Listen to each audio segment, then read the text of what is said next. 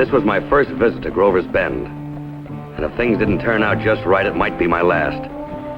I was keeping an appointment with a gunslinger who hated me. And I guess he had reason to. You seldom make close friends by sending people to jail. And Mort Phillips had just finished serving 5 years. Compliments of yours truly. My name's Slade. Where can I find Mort Phillips?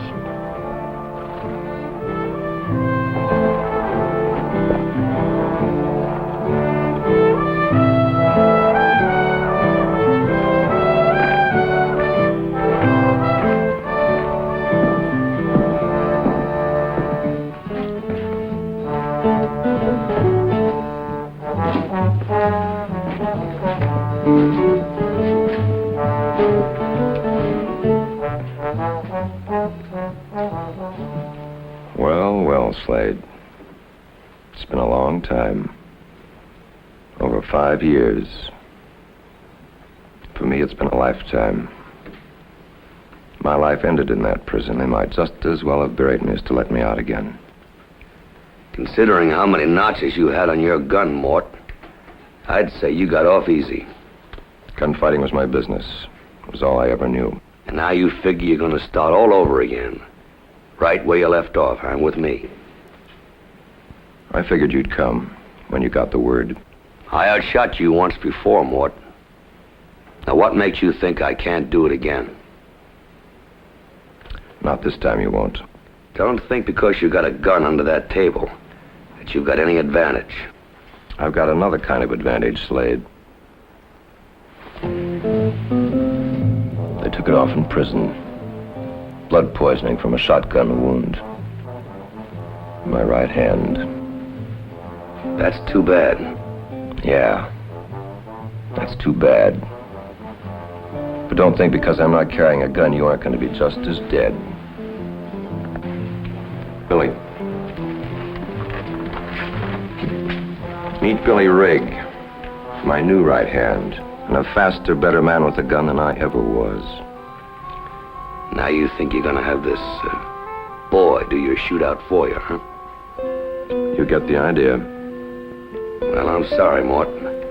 I'm just not in the habit of killing children. You've got no choice, Slade. But not with that shotgun. We've got a real gun for you. All cleaned and oiled. Blake? Go on. Put it on. You know, it's a funny thing, Slade. Watching Billy shoot, I get the notion that the ghost of my own hand had got into him. Working the fingers, snapping up the wrist. Now, just why are you willing to do this, boy? Because Mort Phillips is my friend. Because I think you got it coming. It's your first move, Mr. Slade. I'll make the last one. Touch your gun, Slade, and you're a dead man. That goes for everybody. Mr. Slade is under arrest.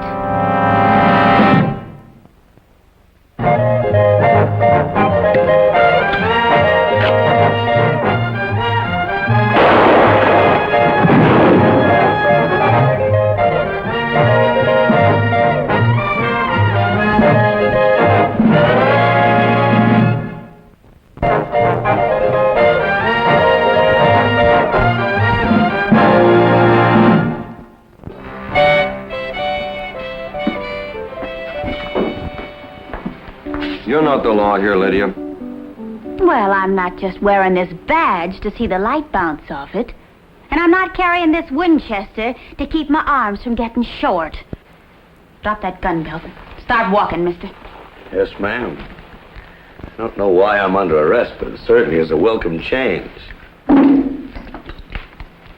Leave it alone. I'll bring it.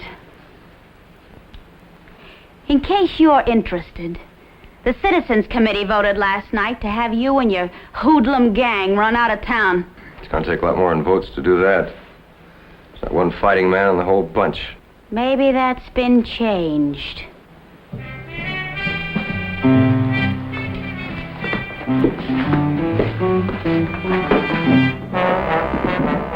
Straight to the jail, Mr. Slade.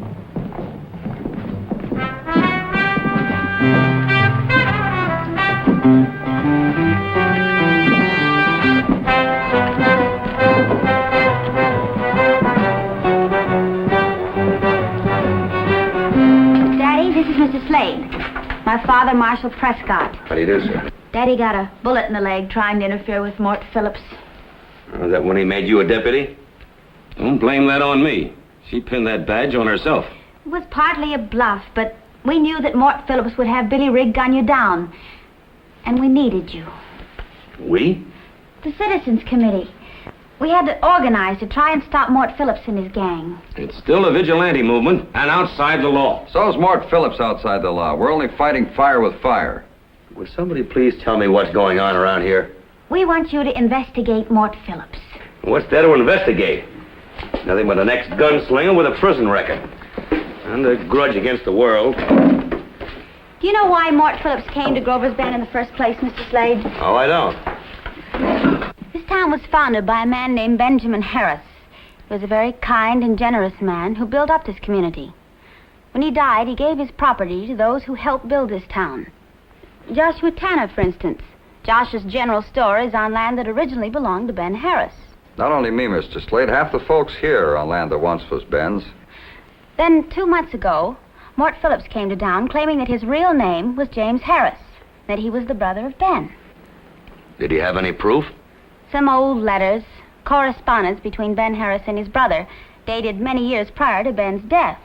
Phillips claims them letters give him title to the property. That sounds like a decision for a court to make. Mort Phillips won't wait for a court decision. He says he knows he's within his rights in taking over the property. With the help of a gang and a gunslinger, huh? Exactly.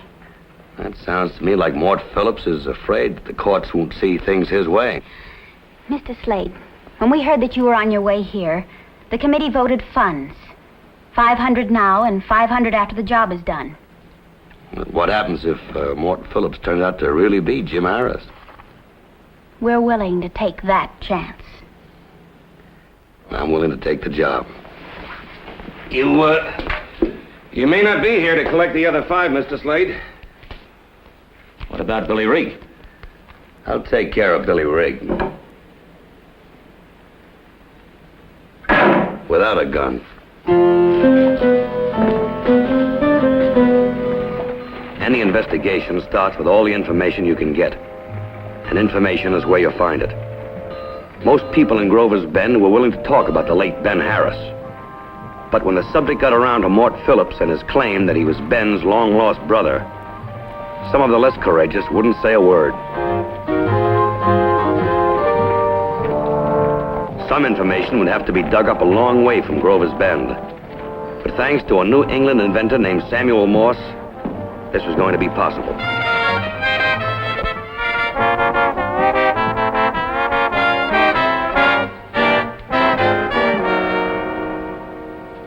Go ahead.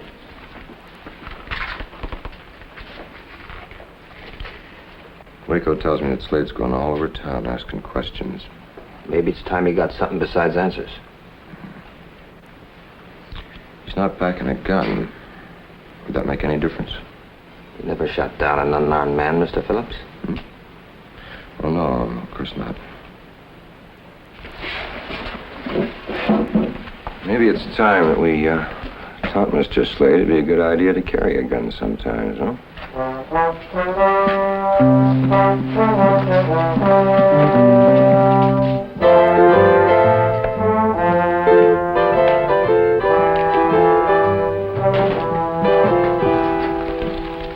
Mr. Slade, I want to thank you for your part in helping arrest me this morning. the credit all goes to Lydia Prescott for that. Sit down. Thanks. Now, there's a woman who would make a great newspaper man. What can I do for you, Mr. Slade? What if you could tell me, who knew Ben Harris's brother James? Nobody. You mean he never existed? No, I don't mean that, Mr. Slade. When Ben Harris settled here, his brother James was in the East somewhere. I knew Ben had a brother. He had me witness a legal document once. It had to do with the sale of some property in St. Louis, and James's signature was on it. I got the impression at the time that James was a sort of a black sheep of the family. Are there any examples of James Harris's signature available now? Oh, yes. I was executor of the Harris estate. And there's several letters from James Harris among Ben's effects. Has any attempt been made to compare them with samples of Mort Phillips' handwriting? What handwriting? Mr. Phillips has conveniently traded his right hand for a hook. Yes. Well, thanks very much for your help, sir. Oh, by the way, is there any chance of my seeing copies of the James Harris's letters? Well, they're in the safety deposit box at the bank. Be glad to show them to you anytime.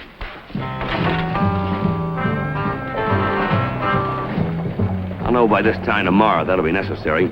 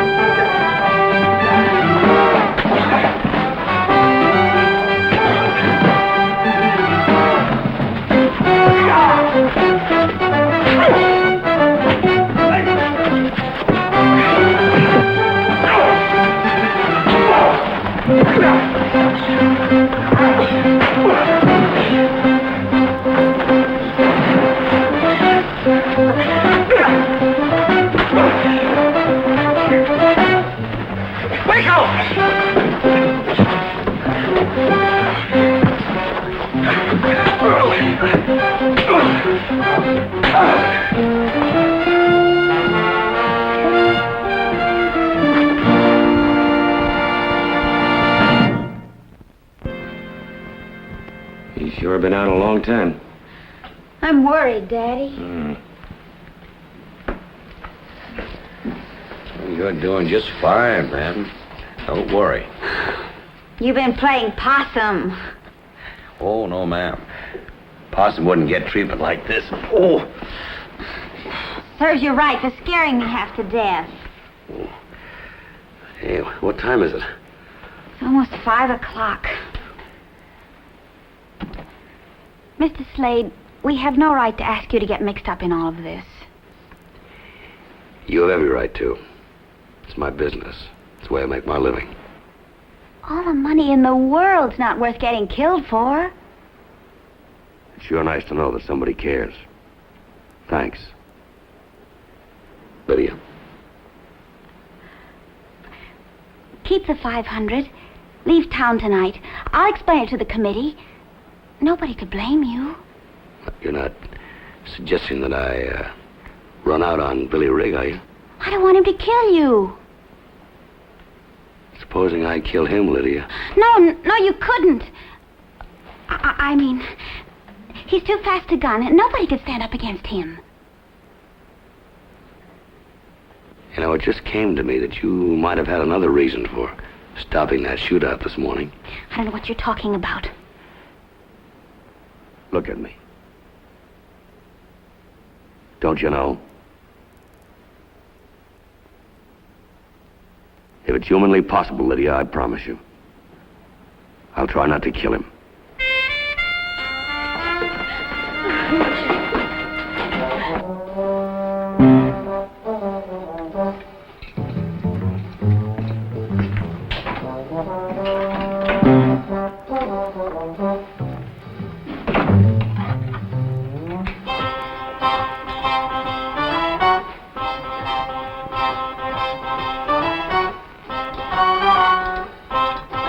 Put your hands up, Billy boy, and don't turn around.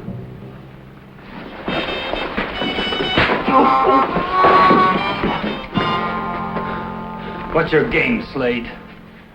I don't play games, son. I work. And right now, you're part of my job.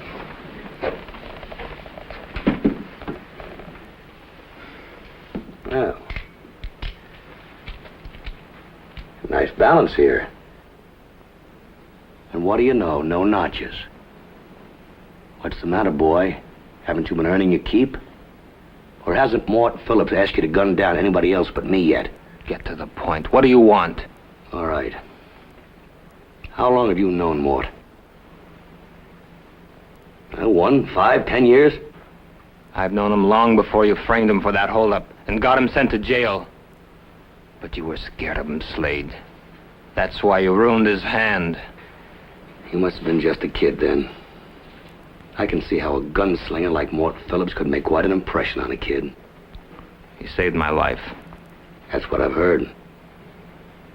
Maybe that don't mean anything to you, Slade. But Mort Phillips gunned down a wild, drunken bullwhacker who was beat me to a pulp with his whip. Yes, and I can see how you could be very grateful for that. But tell me something. Was killing that wild, drunken bullwhacker the only way you could have stopped him? No use running Mort Phillips down, Slade. I know him, and I know you. Now listen. Supposing I can prove to you that Mort Phillips is a phony. A yellow-bellied coward that hasn't got the nerve to shoot an old lady, even in the back. You're the one who's lost his nerve, Slade. You're crawling to get out of a gunfight you got no stomach for. You're right about that last part. I sure got no stomach for it. But listen, do you really believe that Lydia Prescott and the good citizens of this town are trying to cheat Mort Phillips out of something that belongs to him? Of course they are. This whole town practically stole that property from Mort's brother. Now, supposing I can prove to you that the real Jim Harris died 6 years ago with one of Mort's bullets in him. Mort wouldn't lie to me. If he says he's Jim Harris, that's good enough for me. You're in for some shocks and surprises, Billy boy. Shocks and surprises. Incidentally, does Mort know you're seeing Lydia Prescott on the sly? Did she tell you that? Not in so many words. Watch out for her, Billy. A woman like that can take the teeth out of a gunfighter. Any of them. Here. Don't use that unless you've thought about it for a long time.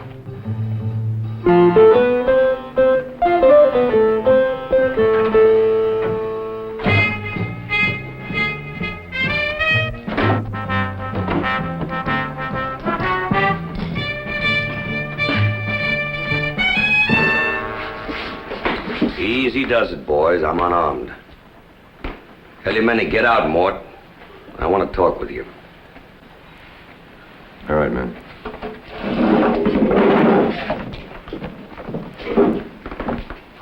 What makes you so sure you're not asking for another beating? No, Mort. Only as a last resort. I got you figured out. So? So seeing Billy Rigg gun me down means more to you than all the loot you could take out of Grover's Bend?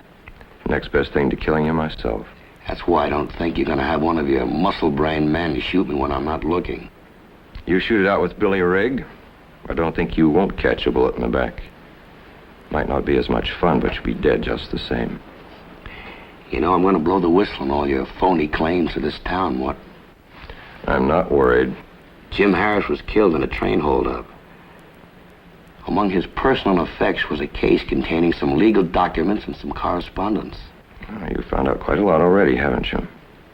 That's right. And by tomorrow afternoon, I hope to find out whether or not you were among the gang that held up that train. By tomorrow afternoon, you'll be dead. One way or another. I'll up the ante, Mort. Let's make it 12 noon. Now, you tell Billy Rigg I'll be waiting for him outside that telegraph office. And tell him this time I won't let anything interfere. I'll tell him.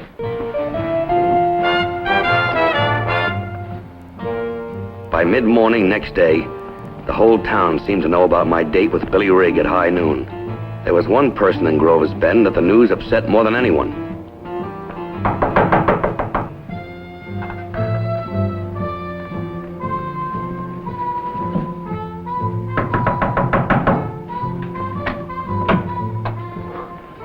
Lydia. Is it true? Lady, it's gonna be all right. I can't lose. You can't lose. What happens to you after you've killed Slade? You mustn't go through with it, Billy. I have to. You don't understand. It's a point of honor. I owe this to Mort Phillips. You owe him nothing. What about yourself? Us? It won't change anything. Why does it have to? Because you'll have killed a man. A man whom you have nothing against personally. Doesn't that mean anything to you? It does when I think about it. But then, I remember what that man did to Mort Phillips. And it makes it easy. For the last time, Billy.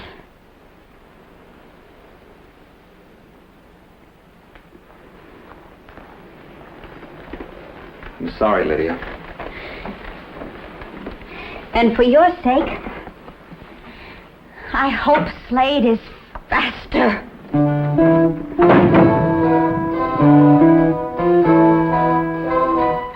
By 10 minutes to 12, Grover's Bend was beginning to feel like a bomb about to explode. Word must have even reached out of town. For about now, rioters from the outlying ranches were beginning to show up. If I'd gone to the telegraph office once that morning, I'd been there a dozen times. But the one bit of information I was counting on to blow this thing wide open had still not arrived. Slade! Now take it easy, Lydia. Hang on to yourself. Nothing's happened yet. He'll be here any minute now. It's almost noon. Whatever happens, don't you try to stop it, do you hear? At 1 minute before 12, Mort Phillips came out to see the show. He wanted to make sure he had a grandstand seat. Seconds later, Billy Rigg walked out of the hotel into the middle of the street.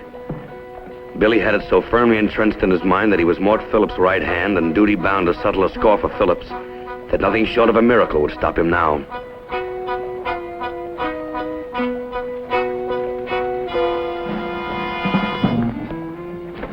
The miracle came, and it came in the form of the message I've been waiting for. A message brought by thin strands of wire across 1,000 miles of wilderness. Just words, but they saved Billy Rigg from himself. Mr. Eckhart? Well, I'll be... Show it to Billy Rigg. Yeah. Billy, this is something you've got to see yourself. It's some kind of a trick. I don't believe it. This isn't true. Supposing we find out, Billy.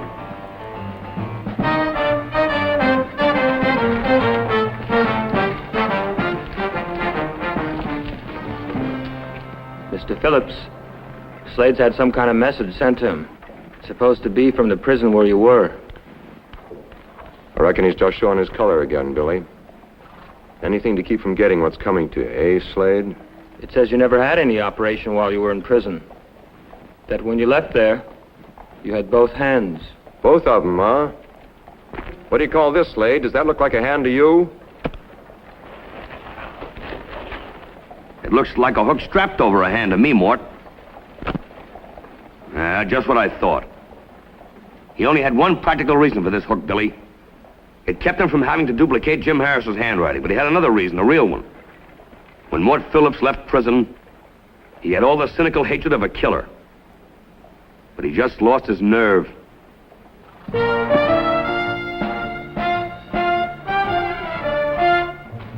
Billy. Billy, come back. I don't think you'll have any more trouble with Phillips, Mr. Eckhart.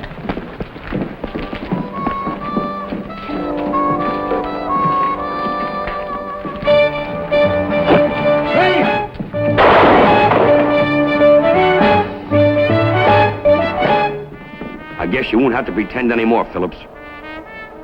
Let's go.